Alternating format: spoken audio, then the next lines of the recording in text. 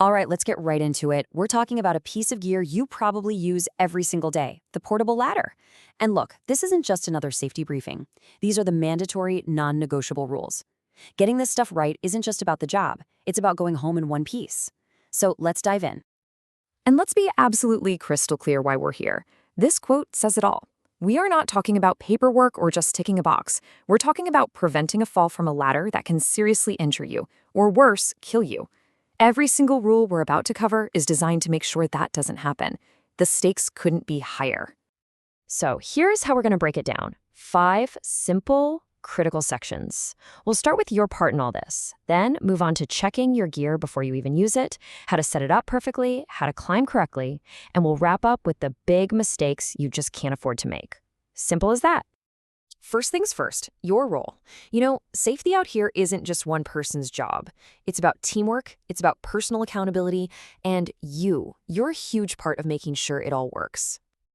Think of it like a partnership, right? On one side, you've got supervisors and foremen. It's their job to make sure you're trained and have the right equipment for the task.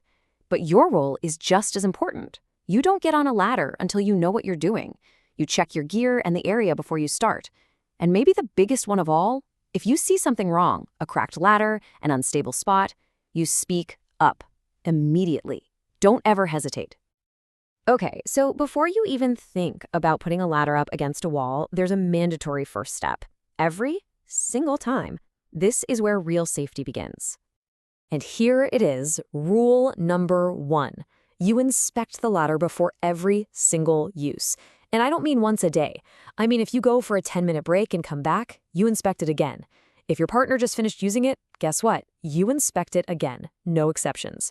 You're looking for any cracks, loose rungs, any kind of damage. If it's not 100% perfect, you don't use it. End of story. So you've checked your ladder and it's good to go. Awesome. But a perfect ladder on a sketchy setup is basically an accident waiting to happen. So this next part is all about building a safe, solid foundation before you climb. It's a simple 3-step process. First, the foundation. You need solid, level ground. Especially on a demolition site, that means you might have to clear away some debris to get a stable, non-slip spot. Second, get the angle right. We'll hit that in a second. And third, if that ladder is going up over 10 feet, it has to be tied off or secured. No excuses. This number right here, 4-to-1, you need to burn it into your brain. It's the golden rule for ladder angles. It's simple. For every 4 feet you go up, the base of the ladder needs to be 1 foot out from the wall. If it's too steep, you can tip backwards. If it's too shallow, the bottom can slide right out from under you. So if you're climbing up 16 feet, the base is 4 feet out. Easy. No guesswork. Okay, the ladder is inspected. It's set up perfectly. Now we've got to talk about how you actually get up and down the thing. Because believe me, there's a right way and there's a very, very wrong way. This is the key to everything. 3-point contact. Always. That means 2 feet and 1 hand, or 2 hands and 1 foot, are touching the ladder at all times. This is what keeps you stable. And what does that mean? It means you can't be hauling tools up with your hands. Use a tool belt, use a rope, whatever. Your hands are for climbing, that's it. So here's a quick mental check before you start moving. On an extension ladder, did you hear and see those dogs, the rung locks, click into place? Are your hands totally free? And are you facing the ladder when you go up and when you come down? You never ever turn your back to the ladder when you're on it. We've spent a lot of time on what you have to do. Now let's get into our final and, honestly, our most important section. These are not suggestions. These are the mandatory don'ts. These are the things that get people hurt or worse. This right here is a life or death choice. If you are working anywhere near power lines or electrical gear, you must use a ladder that doesn't conduct electricity, like one made of fiberglass. Using a metal or aluminum ladder is like playing Russian roulette. Electricity can arc, and that metal ladder will turn you into a ground wire. It is a fatal mistake, plain and simple.